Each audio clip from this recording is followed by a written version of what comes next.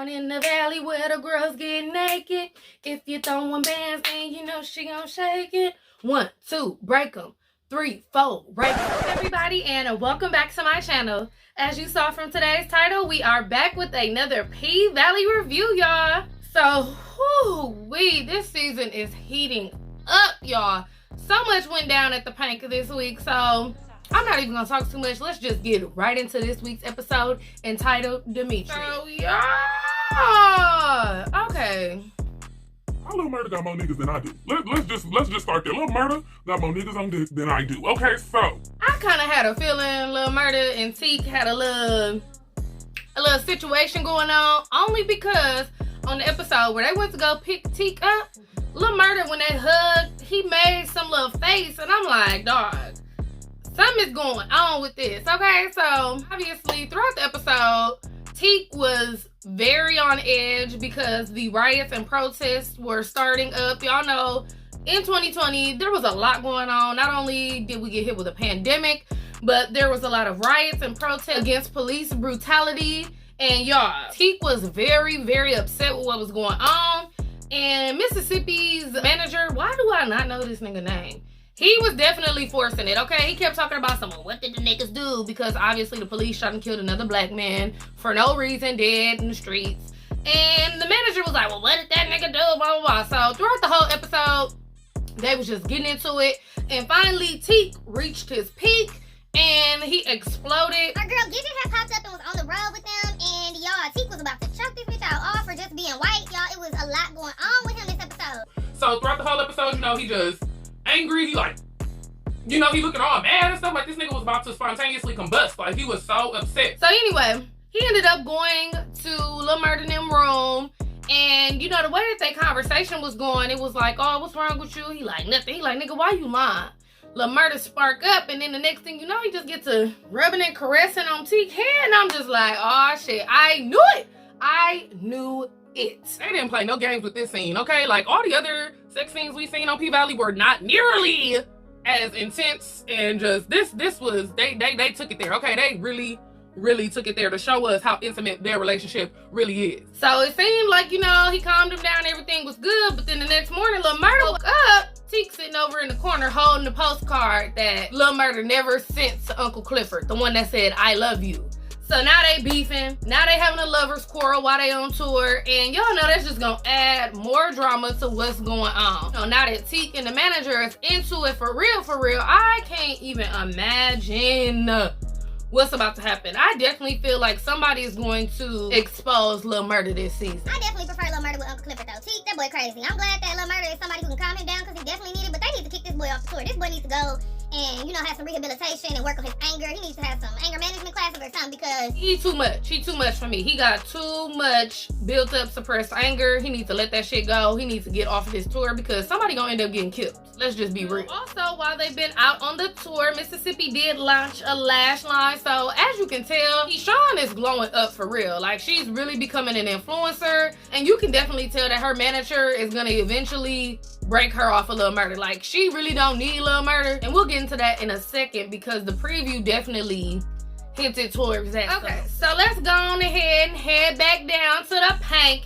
and get into the episode for real, okay? The PYNK got shut down yet again, y'all. So Toy little nasty thinking booty ass was up there giving the lady from last season, the one who went and blew all her money in the club after her divorce. Y'all remember her. She came back to blow that stimmy in the club, and Toy had her in the paradise room or one of the VIP rooms and was dancing on her and decided to take the mask off the lady. And y'all know Toy was talking about she had allergies and stuff and sneezed right in this lady's face. So rightfully so, the lady went crazy, lost her dang on mind, and decided to reveal that she's a health inspector of some sort and that the PYNK was in multiple health code violations and shut that mug down right in the middle of the night. So y'all know the customers was mad, the workers was mad, everybody in there mad, and she told them that she was finding them and she was giving them 24 hours to get everything up to code, otherwise it was going to be shut down for the foreseeable future. So Autumn is like really upset now because the PYNK is costing her too much money. It's really burning a hole in her pocket. She thought she was gonna acquire this club, make some money, make a little quick flip. Nope. Now you gotta do some AC events, you gotta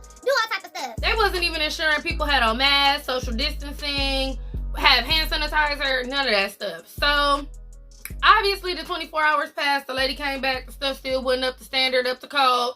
So she had to shut that thing down. Right now, the PYNK is back. While they were trying to get everything up to code, they had a little help come through. And we saw Diamond fine ass back in the building. He said he was only coming to help them, you know, get everything back in order. But Big L did approach him and was like, hey, I do need some security who know where all the bodies buried.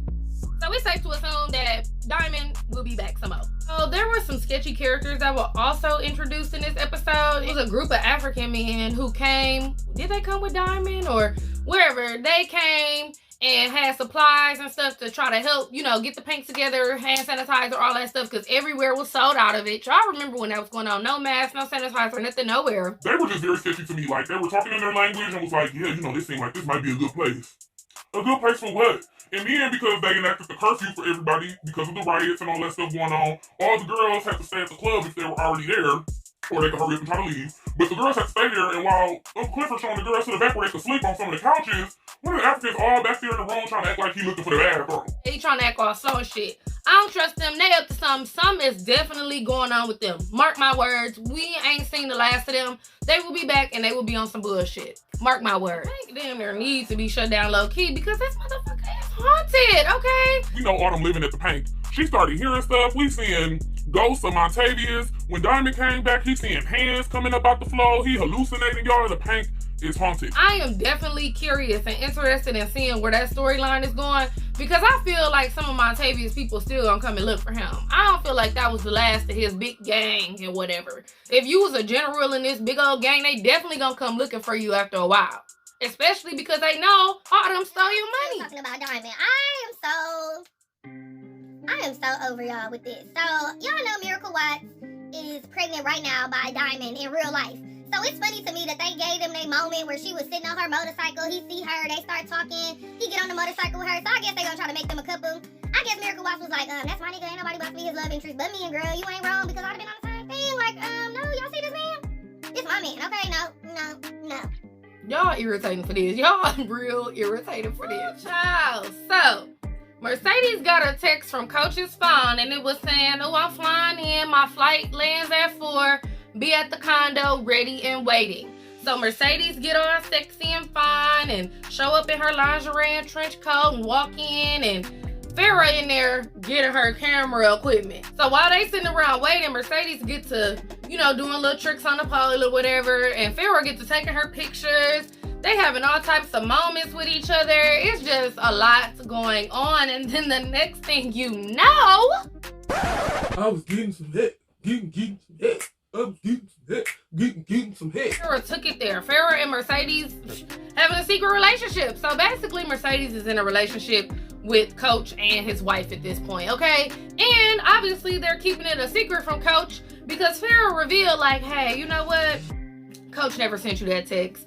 I did. He's actually flying out of Memphis right now. I sent you that because I wanted to spend more time with you because I've never met a woman that can hold her own weight. So obviously, Farrah is developing some sort of feelings for Mercedes, and I can definitely foresee Mercedes messing with her too. I just couldn't believe it. I'm like, Farrah girl, for this to not be your type of thing and for you to have never have done this, like, she is really entranced by Mercedes, and it's like, damn. Mercedes done turned this woman out. Child, I don't even know what to say. All I can say is, girl, you better be getting some money from her too. Because I know Coach ain't put you up in that condo for his wife. I know that wasn't the case. Ooh, child. And while we talking about hot ass messes, let's get into the biggest hot ass mess on this show this season. Roulette. Well, one of the other girls, Brazil, ended up saying something to Roulette about her having diverse streams of income. And obviously Roulette took offense because she know that she out here doing some bullshit. And Brazil and Roulette got into a big ass fight. Somebody was recording it. It was all on live. They got it all on the internet. They brawling in the back of the paint. Y'all, why Roulette put them sticks to that girl? Like, Roulette little, but she mighty, okay? Like, she wasn't going, you could tell she like a typical hood rat type bitch. You know what I'm saying? She will put them hands to you. And that she did. Brazil, I bet you don't say nothing else to her. I bet you don't. So, child, Big L had to come get Roulette off of her. He took Roulette into the office, and they they sitting up having a conversation. Basically, both of them got some on each other, and they agreeing basically to keep it between themselves. And you can kind of tell that they're developing some sort of relationship, more like a father-daughter type of relationship. But I'm glad she got that because she's clearly in need of that. We also found out this episode that Roulette had a brother named Demethrius, which is why the title of the episode is Demethrius, who was also killed by a police officer a few years back. So she was very much triggered by all the stuff going on this episode with the riots and the protests, and we got to see a little bit more of her humanity and her human side versus her just being, you know, a big bad wolf. You know what I'm saying? So I definitely like that they giving her character a little bit of depth. With all these protests going on, y'all know Pastor Patrice Woodbine wasn't gonna be sitting on the sidelines. So she on the front line of the protest. She on TV preaching, spreading that good gospel, and y'all. Oh my God. Patrice is running for mayor. Okay, she done put her hat in the ring to run for mayor. Oh my God. I am so excited. This was not what I was expecting. This is the shakeup I needed, okay? It's gonna be Patrice, Mayor Kyle, and Andre running for mayor. Child, it's gonna be some mess. It's gonna be some mess and I can't wait. Oh, Patrice get on my nerves. But this season, she is really tickling me. Like, every time I see her pop up, I'm just like, I'm already laughing before she even talking. You know what I'm saying? Like, Patrice, girl, Patrice shaking it up. And I love it. We talking about our mayor candidates. Let's get into Andre. So, Andre went back home to Atlanta to ask his wife for permission to run for mayor in Chucalisa. And y'all. Why Andre walk in on his wife giving some man top? Y'all, why did Andre walk in on a man getting top from his wife in his own bedroom? Y'all. And apparently the nigga been around for a while. They work together. She making all these excuses. Andre and the dude fighting. Dude butt ass naked, get his ass beat. He kicked him out with no clothes. Y'all, that whole scene was a mess. Oh my God. They going back and forth, and you know, she up there trying to say whatever she gonna say to defend herself, and she low-key a gaslighter. She's deflecting and all this stuff, and then Andre tell her, like, you know, I came back here to ask you for permission to run for mayor. I came back a week early for that reason. And she got to laughing at him, y'all. She literally laughed in this nigga's face. Your wife is out of control, okay? Like, y'all, she laughed after she got caught cheating. Like, that bitch evil, low-key. That bitch is evil. Andre went back to Chucalisa. The wheel was red. He found out that he inherited Goddaddy Mayor Tydell Ruffin's house, and all his kids and baby mamas and all them was mad, even though they was talking shit about the house. Like, oh, we don't live over here, we don't do this. Y'all was trying to get the house and sell it. Tydell knew that Andre would take care of that house and help the people. He knew what type of person Andre was. So I feel like that's why he left the house to him. So Andre is now setting up his Goddaddy house as his campaign headquarters. So he definitely about to let Corbin fund his run. And now him, Patrice, and Mayor Kyle is about to go at it. I'm ready to. Ooh. And he got that fuel of that fire from his wife cheating on him behind him. Child, it's about to get dirty. And I can't. So before Andre came back, he found out about his wife, all that good stuff. Corbin came to the PYNK to threaten Autumn. And y'all, I don't even know why this boy ain't playing with her, because he really don't know that Autumn about that life, but child, he will soon find out, okay? Because if he keep popping up on her and calling her bitches and stuff, he's definitely gonna feel the wrath of that woman, okay? He better relax. So anyway, once Andre got back to town, the first place he went was to the PYNK, and him and Autumn was outside talking. And she basically revealed, like, yeah, I never planned on staying here and keeping this place. I always planned on acquiring this place and flipping it. Like, I had no intentions on ever keeping the PYNK, okay? So once that price is right, I'm definitely hitting it. Oh, little did she know, Uncle Clifford and Mercedes was listening, and now everybody in the PYNK done turned against Autumn because they like, oh, really, bitch? And I said this last episode that if these girls turn against her, she's going to be in a world of trouble. Everybody in the club done turn their back on her. Mercedes already ain't messing with her. Uncle Clifford already been sick of her, and now all the girls know that she is actively trying to put them out of work at this point. So we know that Autumn don't care about nobody but herself, and she only cares about money.